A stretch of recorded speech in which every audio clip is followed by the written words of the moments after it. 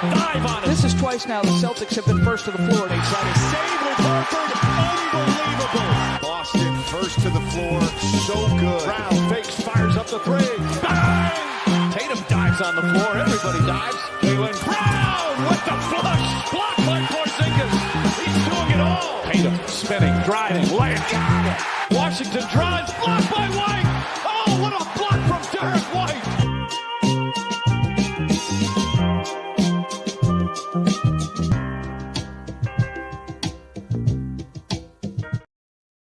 Welcome in, First to the Floor podcast. Thank you for joining us. Hope you're doing well. I want you to know, by the way, that we're very close to dropping a new intro, new graphics, so like far less triggering to those of you who still pine daily like I do for the 2024 championship team. So watch that space. I'm here with Wayne Spooney and Jake Eisenberg, Ben Vallis here. Guys, 3-1 in the preseason, which equates to 62-20 in the regular season for all those keeping tabs at home. What do you think, guys? How you doing?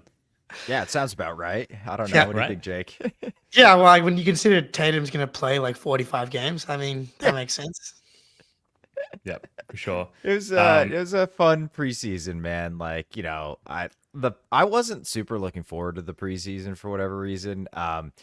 But the real games are starting, and the preseason, it's like, oh, you know, it's good for now, but then once you get to the real games, you're like, oh yeah, preseason sucked. Like, It's good in the moment, but afterwards, you're like, hindsight 2020, that shit sucked. I can't wait for, the real games are back. Especially yesterday. Well, at least especially this preseason where nobody played any of their real players against us until yesterday. So actually, yesterday felt kind of fun. I was like, whoa, okay. And TD Garden being like that into a preseason game, it just reminds me of like this fan base, this team is the Celtics for a reason. It's why you're listening to this podcast for the preseason recap. Like, it's a fan base full of sickos and full of ball knowers. And if you see me turning around, I'm keeping an eye on Ted, my dog, who had some stitches last night, anesthetic, and so I'm like trying to keep him chill, throwing snacks at him. He's got like some frozen liver stuff that I've cooked up for him. So he's doing well. But if you see me keep turning around, that's kind of what I'm doing at the moment. Yeah, the assigned first to the floor office dog, Teddy. A bit of an ailment there, but we're looking after him, Jake. So him and Jalen on the recovery right now. Yeah, that's right, absolutely. And of course, we'll do anything for Jalen's recovery as well. All right, so this part, I think it's just like a round the room. What did we learn from the preseason? Like, we've been craving these 4 data points, these 4 games all off season. We've finally got something. I think we can probably all agree that there's still heaps that we're yet to learn, that we'll get to hopefully in the first 10, 20 games of the regular season. We've definitely got some data points to hit on. Before that, very quickly, some Celtics news earlier today. The Celtics tweeted this out. They've waived Wendell Moore Jr. despite the epic poster dunk, along with Jalen Bridges and Kendall Brown. And then congrats to Ron Harper Jr. securing a 2-way contract with the Celtics. He kind of seemed like, and this is going back to Summer League as well, like the standout guy in that tier of players where like we haven't really spoken about them that much because ultimately they're probably not going to add that much to like the Celtics' performance throughout the regular season. But Ron Harper Jr., I think well deserving of that 2-way, guys. Yeah, man. Yeah, sure. Go ahead, Spence. I was gonna say, like, R.I.P. to my guy Jalen Bridges, West Virginia's own. He, it was fun. Grew up like 20 minutes from my house. But yeah, like Harper, he looks like his brother, so I'm like partially hoping like maybe he can sort of like monster some of his brother's talent. But he's big ball handler type, and if he kind of learns to shoot, he'll have a role in the league. I suspect that's probably not going to happen, but he's been around a while, knows the system. He'll be up in Maine. Like, why not? In 2 ways, you can just cut him and sign somebody else. There's no cap penalties or anything like that, so it might as well just filter through a bunch of people until you find a guy that really sticks. I'm personally disappointed because I loved Kendall Brown, my dog from Summer League. Didn't quite see the NBA skill set, considering he like doesn't shoot threes, but he kind of reminded me of a budget Josh Minot, which you can't really budget too much more on Josh Minot at this point. But that's a pretty good deal. Yeah. He's on sale. He's getting closer to my salary if we're getting budget Minot at this point. But yeah, I just know I liked his skill set. Very compact finishing package, very athletic. But yeah, I'm not going to get too caught up in the comings and goings of the two-way guys.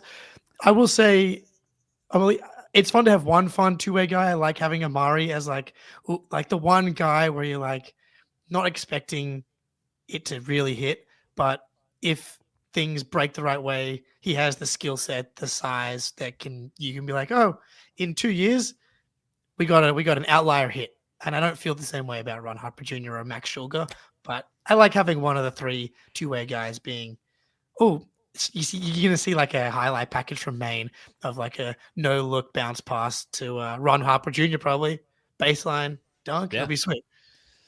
Yeah, well done, Ron Harper Jr. I'm sure Ron Harper Sr. is very proud. Let's get to the learnings from the preseason. We'll just, like I said, kick it round the room. Either of you guys want to kick us off? I think there's quite a lot we can get to. Go ahead, Jake. Josh Minor's good. I think that's obvious.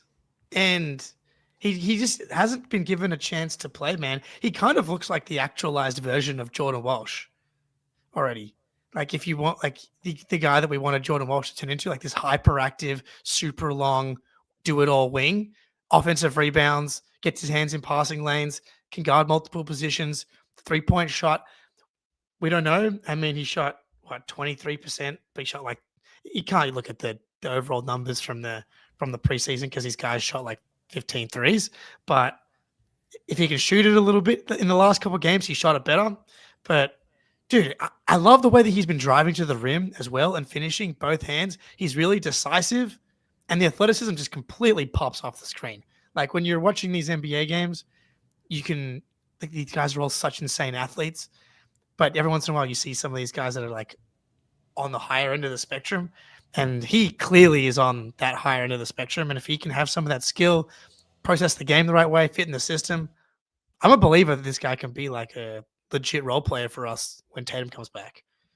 Yeah, he's huge too. Like he has got to be a legit 6'9", massive wingspan, and you combine that with sort of the bounce and athleticism, and like just that alone gives you a pretty high floor as a player. And yeah, like I did that 50-minute breakdown that nobody watched for the Patreon over the summer about Minot, and I like came away like pretty impressed. Where I was like, my sum up was like, he makes quick decisions. It might not always be the right decision, but he's not hesitant at all. Like if he's open, he catches and he fires, even if his jumper isn't that great. If you shoot 33%, but you launch when you get the ball and do not record scratch the offense, that alone is valuable. And he looks pretty damn comfortable from the corners. I suspect he will not take a lot of above the break threes, but like him just like being a disruptive defender, and like he's a playmaker on the defensive end. He's like all over the passing lanes. He's probably not the greatest one-on-one guy, but that's okay.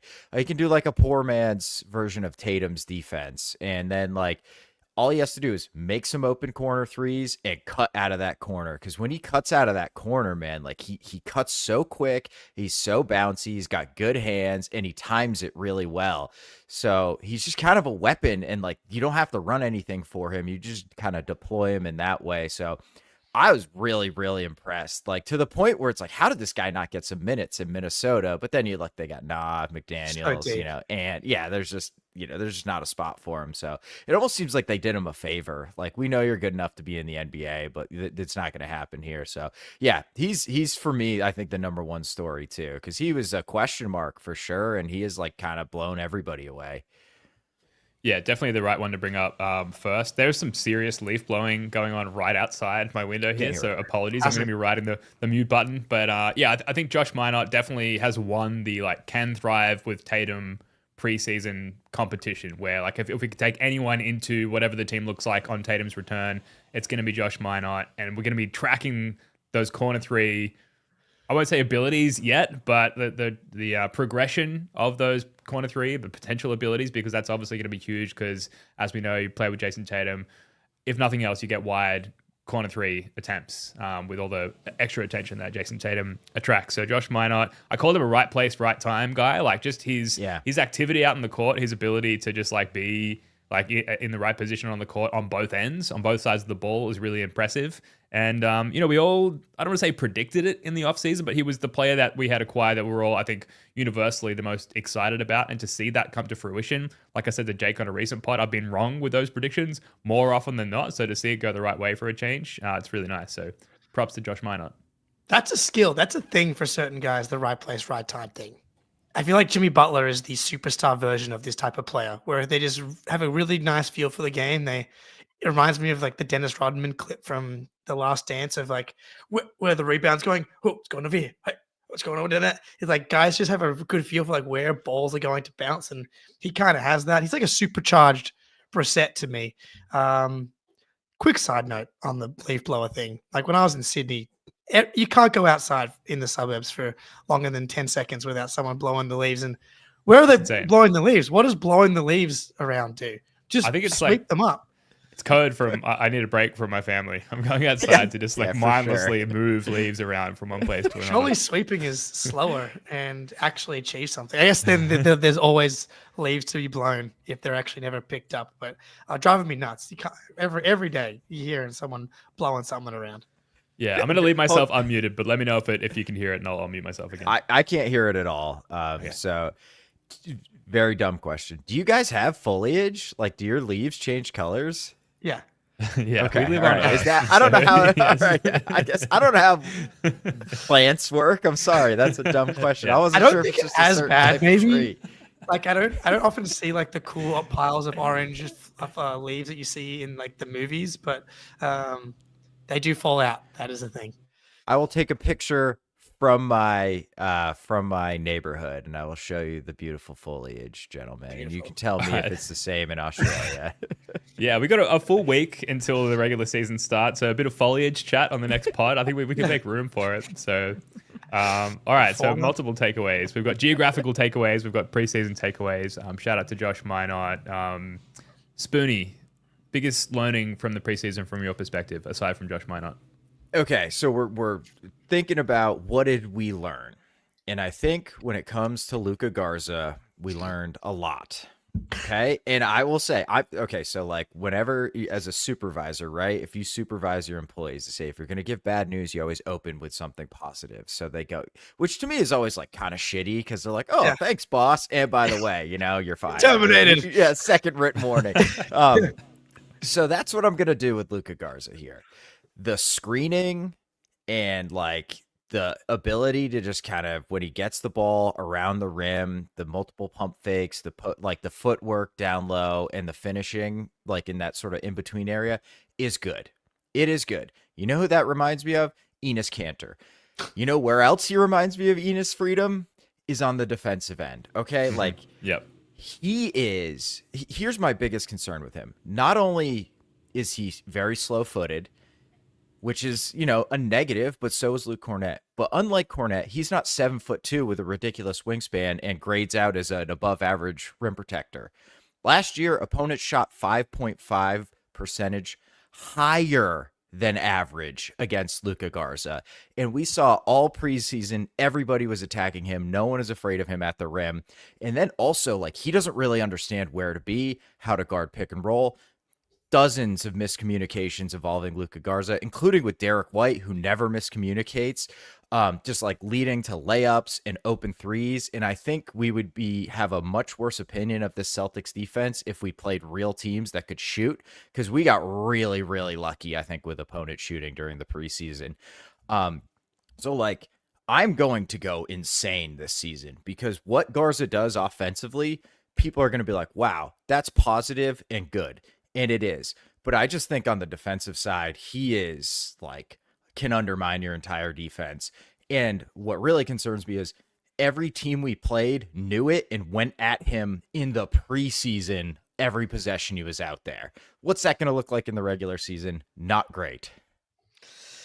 That was I love the way you started that because I knew how you felt about Luka Garza the whole time. He definitely is a skilled offensive player.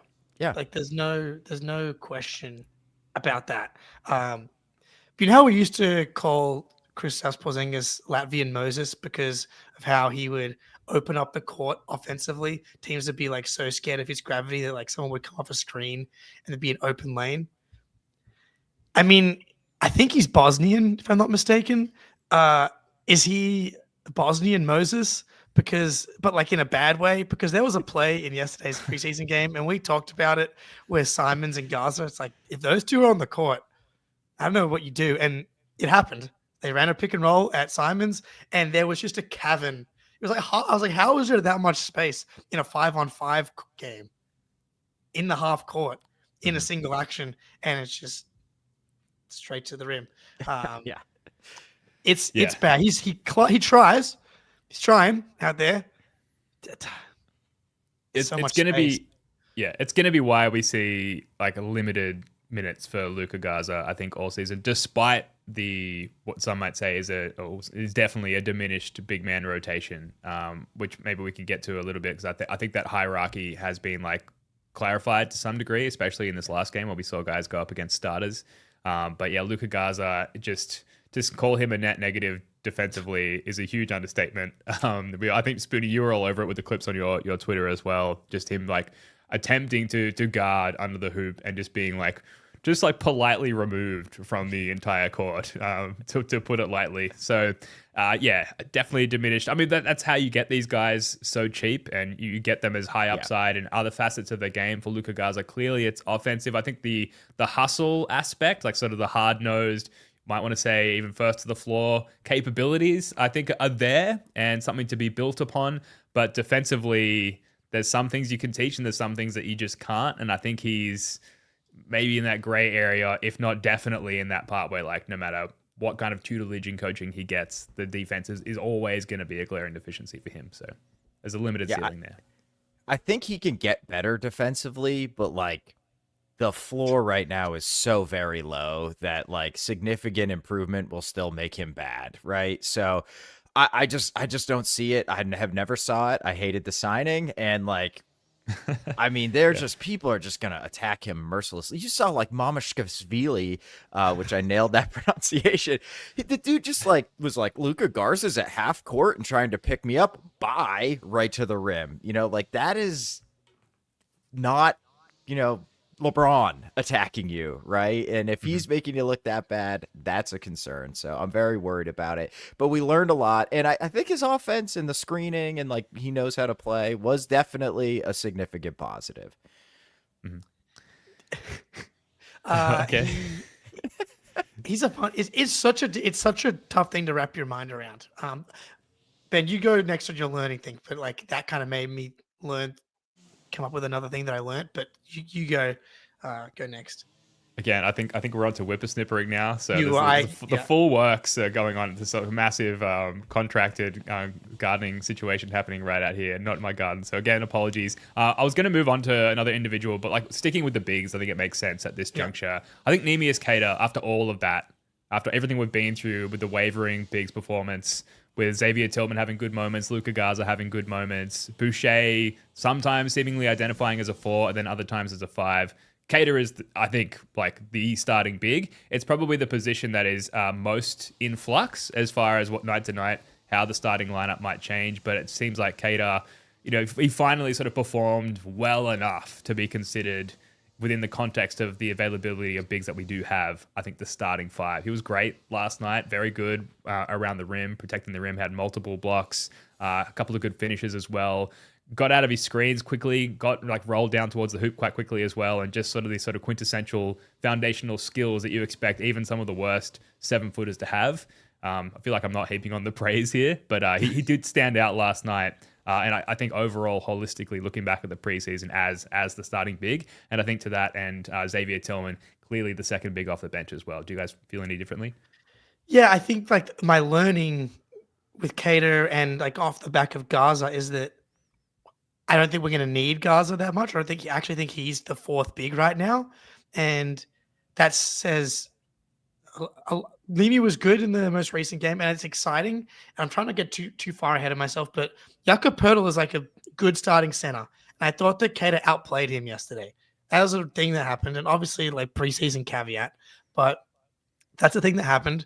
And there's going to be games and moments where like we're playing, like the Raptors are not good, right? Like their over under is 38.5, and that's a sub 500 team in the Eastern Conference.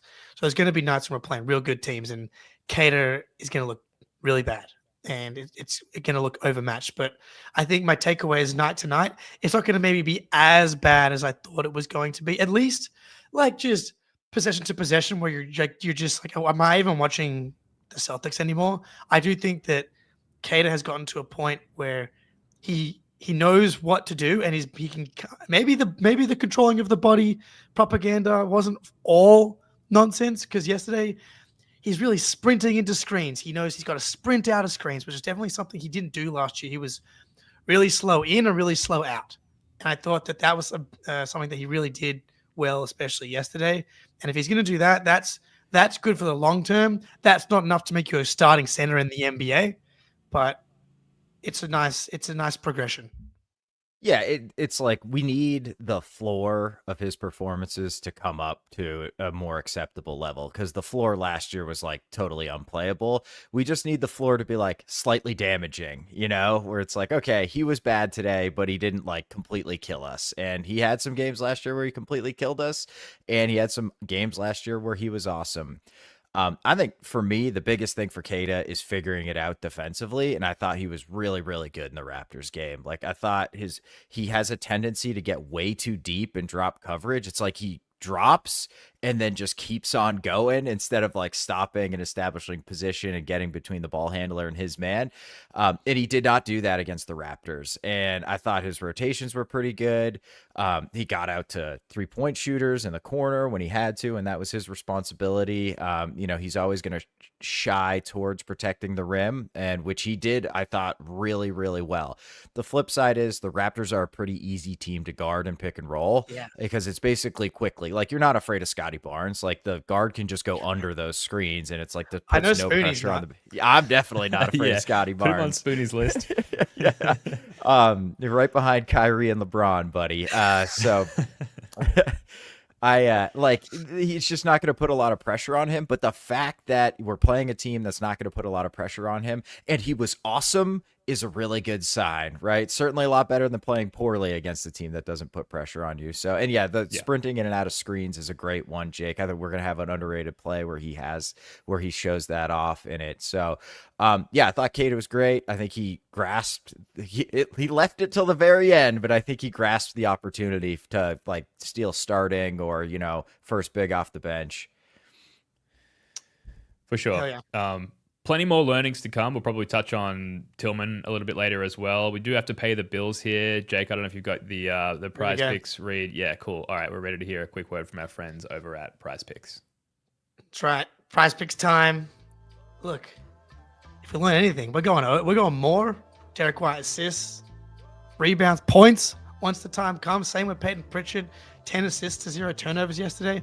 But we got the Pats coming up here. We're going to push for 5-2. Drake May, 4th in the MVP race right now. That is a real thing that is happening. So we're going more on Drake May completions, more on Drake May yards. And the Tennessee Titans are like the worst run defense in the NFL. If there is ever a week for the Patriots run game to get going, this would be the week. The number is very low for Ramondre and Travion Henderson. This could be the week to go more on yards for both Travion, Ramondre. This could be it. Let's get that to 5-2. And don't forget there's injury reboots. So if you do lose Tyreek Hill to a snapped leg in half in the middle of the game, you will get your money back as long as it's in the first half. Prize Picks won't count it as a loss. Download the app today. Use code CLNS to get $50 instantly after you play your first $5 lineup.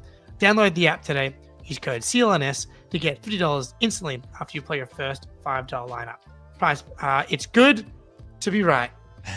It's good to be right. Absolutely. Shout out Prize Picks. Shout out Jake with the ad read under duress. Some Teddy activity in the background there. So well done. Thank you. Hey man, clutch performance here. Regular season's around the corner. We got to get ready to roll. Wouldn't expect anything less. Do you want to kick us off with your next learning? I think we're back around to you in the learnings roundtable.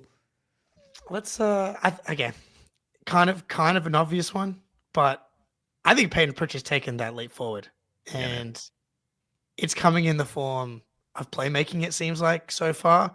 The ability to just generate like paint touches and break down the defense, get into the teeth of the defense is something that I've been kind of a disbeliever, or that's going to be something that he's going to be able to do consistently in the NBA night in, night out. As much as the Raptors are a bad offensive team, they were 26th offensively last year. They were a good defense. And I thought and going against the GOAT, the king, Jamal Shed yesterday, who is straight up, Kyle Lowry reincarnated on the defensive end. I thought Pritchard did a really good job. He's getting stonewalled. I always remember the Summer League championship game where Pritchard went nuts all Summer League, and then Davion Mitchell kind of stonewalled him in the finale.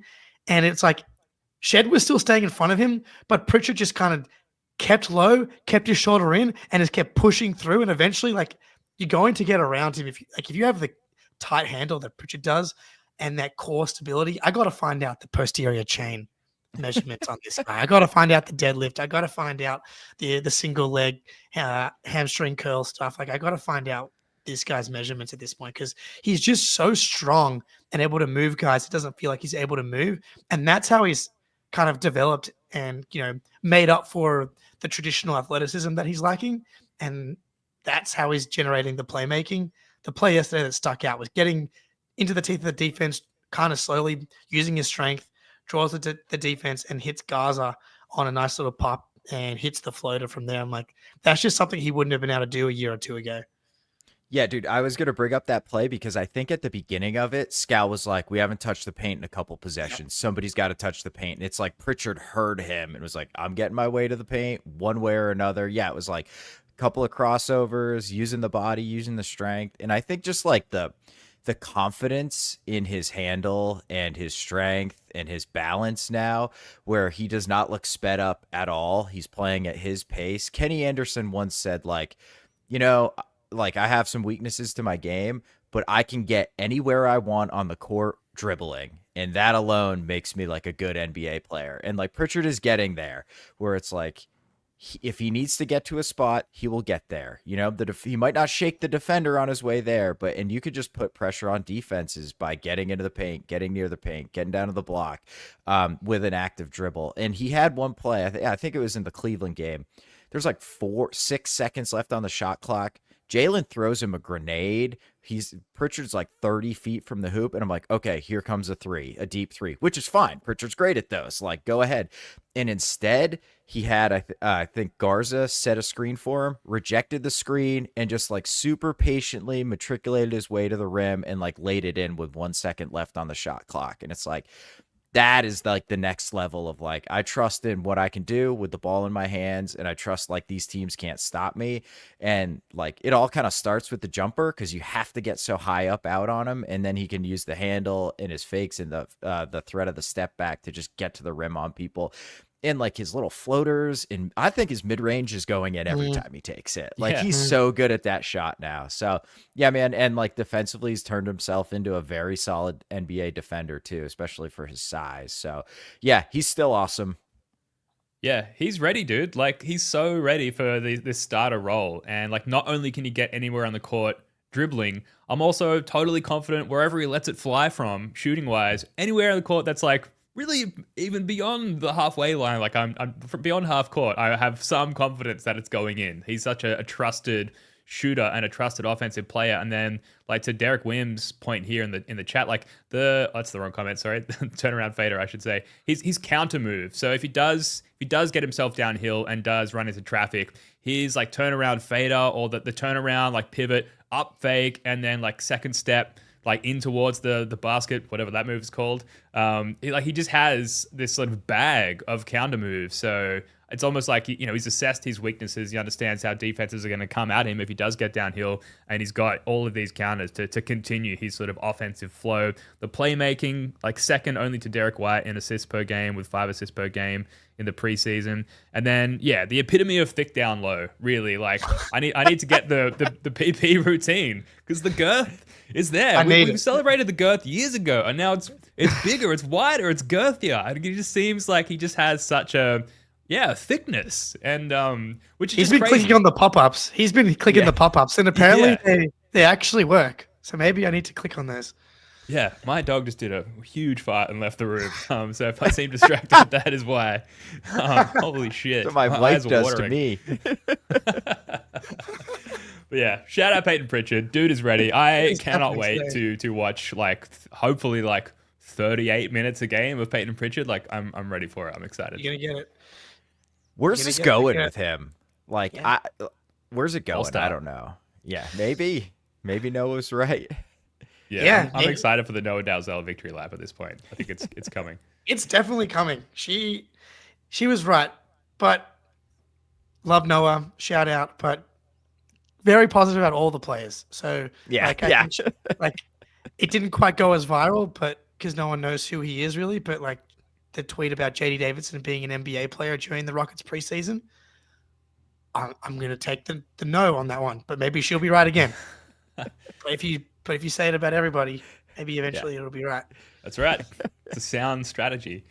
Wayne Spooney's an NBA player. Let me give me that tweet, please. Yeah, I'll get there. Yeah, maybe it's the You're only wrong until you're right. Yeah, right. Is it me now, right? It is, yeah. Okay. All right. I think Hugo looks like a guy. I'm not sure what level of a guy he's going to be, but I think he looks much better than Scheierman did at this time last year, Scheierman's rookie year, and now. But regardless, the size, the strength, the body, the hands, apparently is the second largest hands of all time in the NBA. I think it might be for under 7-footers, but yeah. So the build, everything, he did not look out of place at all during the preseason. He had some rookie moments. But I really didn't ever feel like the game was too fast for him. I thought defensively, I just broke down the tape for some defensive possessions for the Raptors game for the Patreon. He has some legitimate high level defensive reads where he's seeing the pass before it happens and getting out to shooters and under control, great closeouts. I don't know, fellas, you got to talk me off the ledge here because I'm getting dangerous with the hype. I love that spin move that he had yesterday in the corner. Just so poised. I mean, I've been just obsessed with the frame from the jump. And to see it slow down a little bit for him, it feels like so far. Yeah, dude, he absolutely looks like a guy. He's got the feel, got the touch. 3-point shot looks good. I'm a believer. I mean, Adam in the chat asking, has Hugo leapfrogged Baylor for minutes? I don't know, I mean, what's right? bigger than a leapfrog? A long jump frog? You're just a triple jump frog. He's so far over a pole vault frog. He's pole vaulted over Baylor Scheierman at this point. We'll get to Baylor Scheierman shortly. Defensively, he hustles. He's good for a couple offensive rebounds a night. He gets legit tip-ins. He's had, I want to say, he's probably averaged 1 tip-in a game across the preseason. He did that in the summer league as well. Just the ability, and that's the identity of this team, which I love that, and he feeds right into it. And I want that to be the identity of the team that goes forward as well. You have it's so funny. We've been begging for these Swiss Army knife athletic wings around Tatum and Jalen to help them do some of this garbage man stuff. And now it feels like you've got Minot and Hugo as guys that I think that can do this. Yep. I'm a believer.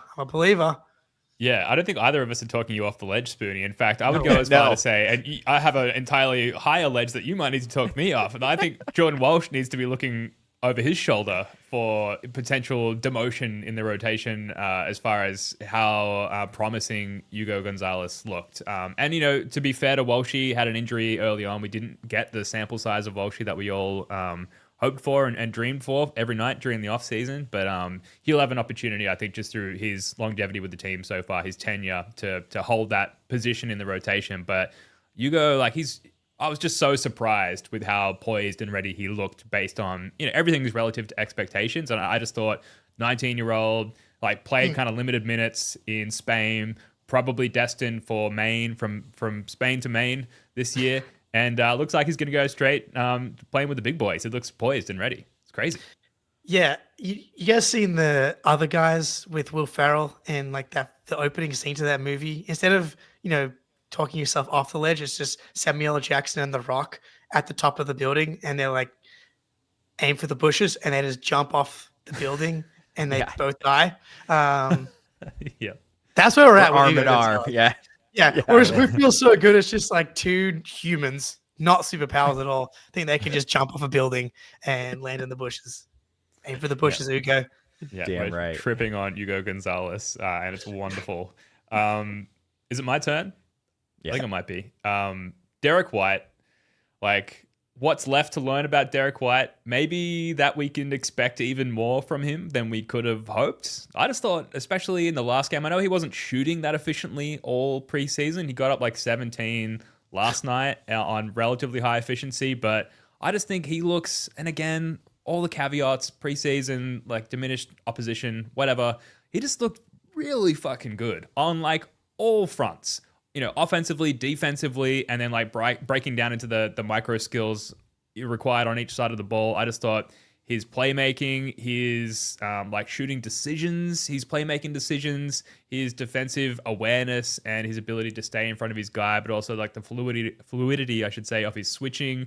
They're just like straight up like sniperness of his shot. Like he feels like, I don't even want to say how I think he feels, because I think someone could like clip that and hold it against me later. But he feels like a sort of a deadly combination of some of the best shooters out there, and then like some of the best on-ball movers as well. To me, he looks incredible.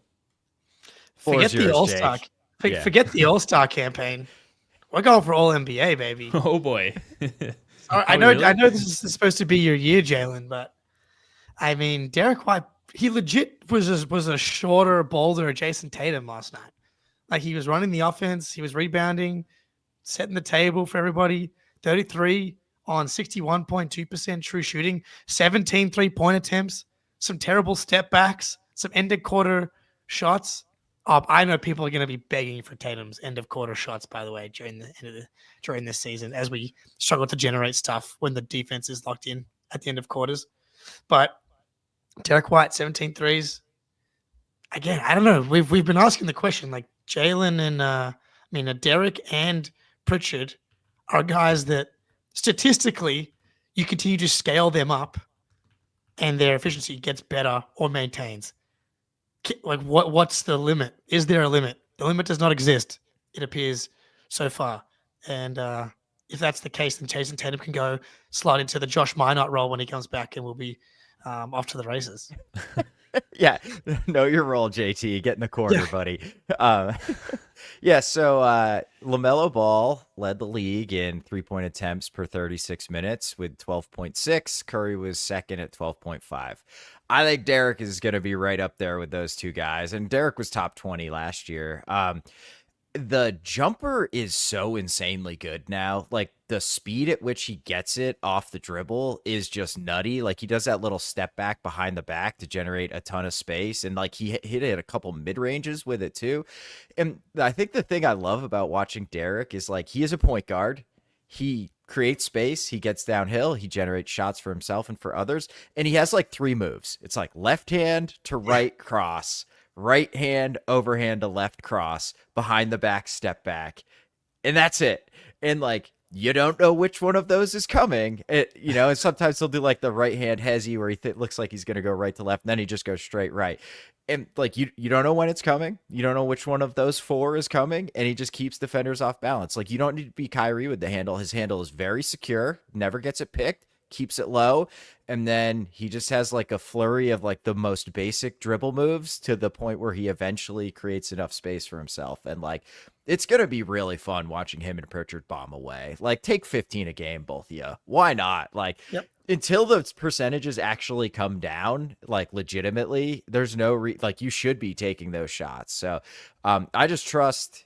I said it on instant reactions last night, but Derrick has reached the point where I think every 3 he takes is going in, and that to me is like the Klay Thompson, Steph Curry final level of shooting. Yes, yeah, man. I'm a believer. Obviously, I'm a believer, but he might have to do more. Like, I don't know. We haven't gotten any information about Jaylen Brown yet. Yeah, but it might just be like Derrick White save us. And how many times has he saved us, but saved us in the role player way? And now it's like, now you need to be the Jaylen Brown and the Jason Tatum of this team. Good luck to you. And I'm excited to see if you can handle it. The 3 blocks per game as well, like the assist to turnover ratio, it's just so sexy. Yeah. I just love it. Is he going to survive? see. I was like thinking What do you about it, mean? like he played so hard yesterday, which is awesome. I talked about how that's like a legit culture setter type of player to be playing that hard in the preseason as like a legit NBA champion. But dude, how much can we ask of him? Like, can you 4 blocks a game, running the offense? He never misses games. If you lose That's the Derrick thing. White at any point, like him and Jaylen are probably tied for importance on this team. It's like,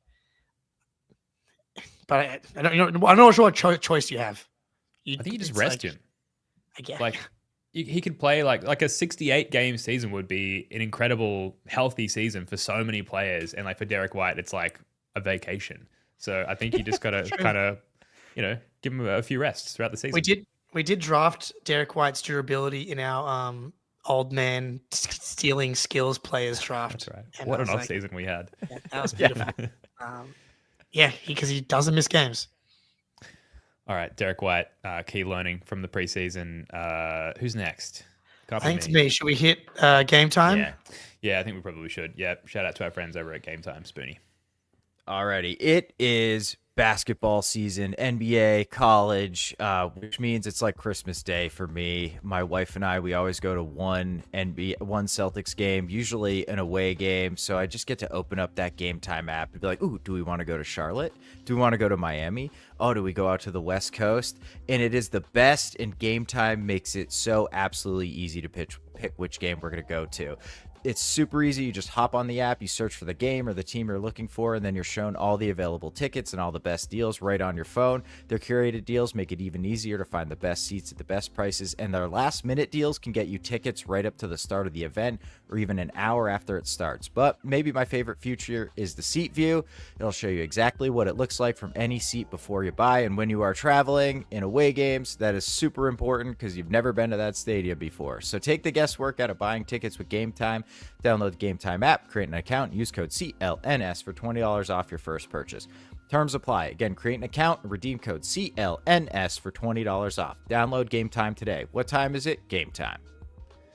Shout out Game Time. It is the best. If I'm buying tickets for anything, I'm using Game Time. And if you use that code CLNS, you get yourself a nice little deal as well. So definitely consider them. And thank you for the sponsorship. Jake, I believe it's you. Learnings?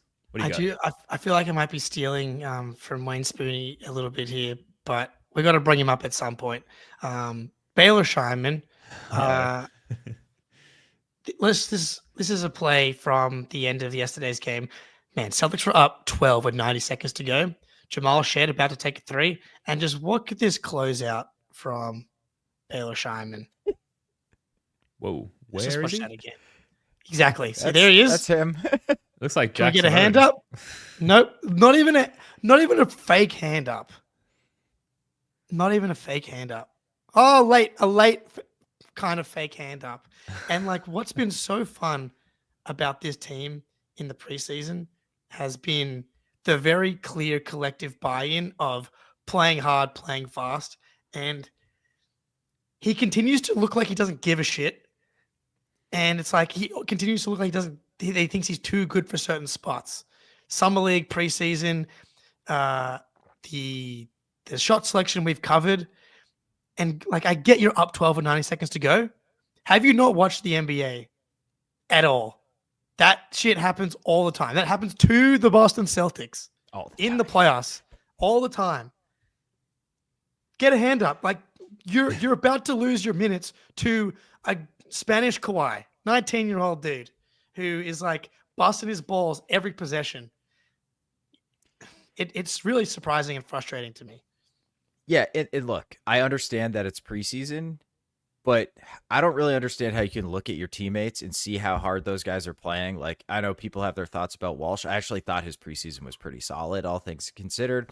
Like, he's flying around. Hugo's flying around. Like, all the deep bench guys are completely flying around. Derrick White is flying around in a preseason game against the Raptors. You are not too good to close out hard. And frankly, like if there's an end of the floor that Baylor should be really trying to highlight and show improvement on, it's the defensive end. That is not the way to do it. It almost seems like Joe told him before that game, like, you're not going to be in the rotation on starting night. And he was just like, all right, well, screw this or something, because it was a really bizarre performance from him. Like that 30-foot pull-up three, like he just seemed like he didn't give a shit at all. And like, dude, that is not going to fly with Joe Mazzulla. It's not going to fly with you are not good enough to do stuff like that, buddy. I'm sorry. So I don't really know where it's headed with Baylor, but I think to the point, like, even if he looks better than Hugo, which I don't think he does, but even say, like, if he looks slightly better than Hugo's 19, Baylor is 25. There's just really zero incentive for us to play him over Walsh and Hugo. And like, can he shoot? Can we just see it? Like, give me a month of shooting like 40% from three, please. Can we get that and see what that happens? So I just think like the downside defensively is pretty bad. And he's got to balance it out with super positive offense. And he's just not done that at all. So I don't really know where he's at. I think he'll probably get a shot at some point. Joe seems to like to do that. But man, he did not grasp. That backup wing spot was open. It was there for the taking, and Minot took it, and Baylor did not. Yeah, I hope that he gets at least one more shot at it, like in the regular season against real NBA lineup. Just because, like, if you're gonna trial that kind of thing, like this is the kind of season to do that, especially if Jalen's gonna miss the first month or so. Which we're not saying that, we have no information on that, but it seems like that's the way that hamstring injuries go. But I'm just trying to understand what Baylor adds, what value he brings, what is his notable skill set? Because it seemed like earlier in the preseason, Joe was putting a couple of lineups out there where it was like, okay, we're going to try with Baylor initiating, and in the instances where he was able to get the ball over half court, he then wasn't able to go on and really sort of create anything or execute from a playmaking standpoint. We didn't stick with those lineups very long, understandably, because we were going nowhere with them, getting nothing from them. So then, it's not like he's a sniper. We've just shown how he's not a competent or an enthusiastic defender. And then, like, is he working out in the same gym as Peyton Pritchard, as some of these other guys who have these incredible athletic feats despite their physical deficiencies? Because it just seems like, and I've said this so many times already, and this is from someone who wants desperately to love all the players on the team, because that's my fandom, that's what I enjoy. This guy doesn't seem like he can jump over a piece of paper. And that's frustrating because you're a professional athlete, So I would expect at the very least that ability from you. I'm just struggling to understand where the value comes from with Baylor, but he'll have time to prove otherwise. Yeah, we got Philip in the chat. Appreciate. There's still a few Baylor stands not jumping ship just yet, and that is fair. Like, you don't want to go completely burying a guy after summer league and preseason. He did show flashes at the end of the season. Granted that the end of the regular season may as well be preseason and summer league as well, but he has shown signs. We haven't seen him do that playmaking and be able to flash that stuff. It's hard when you don't, able to create space and create gravity off of your shooting. He will definitely get more chances, and off the back of the Celtics media coaching game, I know Baylor Scheierman is an incredible basketball player. He would have a career as a professional anywhere else in the world for the next 10 or 15 years. Like, it might be just the case that he's just right on the edge of like what he's best at. And Spinner, you talked about this when he was in college. He is like a ball in your hands type of guy, and he might just not be athletic enough, big enough to have that translate in the NBA night in, night out. Yeah, he is a very good passer. He is a bad playmaker, because a playmaker has to create advantages for others. Like, to me, just being a good passer means like when an advantage is created for you, like on the short roll, right? The reason Xavier Tillman is open on the short roll isn't because of Xavier Tillman. It's because people had to double Jason Tatum or trap Derrick White. And then you can use your passing after the advantage has been created by somebody else. Baylor's really awesome at that. but he's not the dude getting trapped. He's not the dude creating 2-on-1s and making the correct read. He's the dude taking advantage of the 2-on-1 that's created sometimes with his passing. So, and there's just a lot less value to that straight up. And so, I'm not sure what's going on with Baylor. But like it's fine if you don't make shots. It is not fine to just not try on this team. Like that is going to get you maybe cut, frankly. At least your, third year option declined. I think we need to rapid fire through a few remaining learnings, Spoonie. Anything else on your run sheet? So I think Walshy, I felt like we kind of learned that the trigger is, I think, a little bit faster. I thought he looked a lot less hesitant this summer league, and I thought defensively he looked a lot more confident in just where he's supposed to be and his rotations. So like people are down on Walshy. He missed a significant chunk of the preseason. I actually quite liked what I saw from him. It looked like the game had slowed down for him. So I'm actually quite bullish on Walshy after what we saw. So am I. He played like nothing. He played yesterday, and he played like his first stint in the first preseason game. So I'm more kind of taking away what I saw at Summer League, and that trigger is something that we've talked a lot about. And so seeing him have that, one of them rattled in and out. Yeah, but I would. He's behind Minot and Hugo. It'd be interesting to see how Joe handles these minutes because they're deep, quote unquote, but like not deep in every NBA team wishes they had our depth, but it's like deep in you kind of got some tricky decisions to make in your rotation after you get past like 8 or 9. Yep, agreed on all fronts. I thought Walsh looked fine. Xavier Tillman, first big off the bench. I think overall he like improved his stock price, if you can call it that, throughout the preseason. You kind of showed physically he's looking better, and it seemed like in terms of his defensive positioning, certainly offensively as well, like with that like insane drive and like high pickup, layup, not to mention the game winner. It helps that he hit a fucking game winner because obviously that's just going to help the overall outlook on the guy. But I think, it kind of took a few games to get there. He was getting a lot of praise from his teammates as well, but Xavier Tillman definitely trending upwards. It's not like it's this explosion in value and sudden developmental like leap, but definitely looking better than he was the previous season. So that's good to see. Jaylen Brown, just to rapid fire through another one, I'll get you guys' thoughts on this one. 3-point shot, small sample size, but shot 40% from 3 in the preseason. I don't know. He had the meniscus last year. He's got the hamstring already now. Is there? I'd hate to even put that out there. Is there anything there for you guys? This hopefully is just a thing that happens at the beginning of the season, and that's it. He had hamstring injuries like a couple of years ago. Like Mike Evans has one every year, and then he comes back and is fine. Like Sure. George Kittle has one every couple of years, comes back, best tight end in the league. Like these guys, Christian Gonzalez had one, came back looking awesome. So hopefully it's on the shorter end. These things can linger, but 3-ball looked good. That would be a huge development because his 3-ball really has kind of fallen off the last couple of seasons. But yeah. A little bit of an adventure for Jaylen as kind of the primary ball handler in some ways, but otherwise I thought he looked healthy and I thought he looked explosive. I thought he looked really, really good. So the hamstring is a damn shame, but fingers crossed for good news. Any other points to rapid fire before we wrap this one up? Yeah. Go ahead. I don't think Simons is very good, and I don't think we're going to be able to trade him. That's what I was just going to say. We didn't talk about Simons. Okay. Hey, we learned that defense is not just effort. Like you actually have to possess some talent on that end. Yeah. And like every time Simons was out there, especially if it was him and Garza, like they were just putting into every action and it was brutal, man. So, and he can't dribble. Why can't he not dribble? What's that the ball? about? Yeah, Like, I know. it was crazy. Like you put pressure on him. He can't get it over half court. Like I thought he was a point guard. Everyone's telling me he's better than Peyton Pritchard. What? Definitely an off guard, Jake. That was crazy. I feel very vindicated about that starting conversation about who the better player is. Peyton Pritchard looked awesome. I mean, he still shot the ball well from 3, and that's gonna if you're gonna be a hyper efficient 3-point shooter and like be able to have self-created three-point shots, like that pull-up 3 is a legit weapon.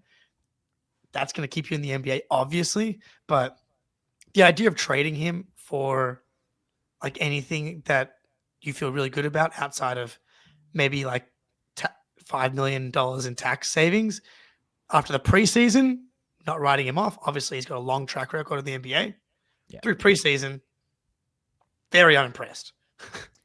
Yeah, it looked like he was dribbling up against a brick wall whenever he tried to get the ball over half court, or even if he tried to penetrate like perimeter defense in half court offensive scenarios. I was really surprised. So yeah, we'll see what comes of that. As far as the new play style that sort of Joe Mazzulla alluded to in the offseason, do you feel like you confidently know what that means or what that looks like? More cutting is really the big thing I saw. More cutting, maybe some more weak side pin downs, but we ran that a ton last year too.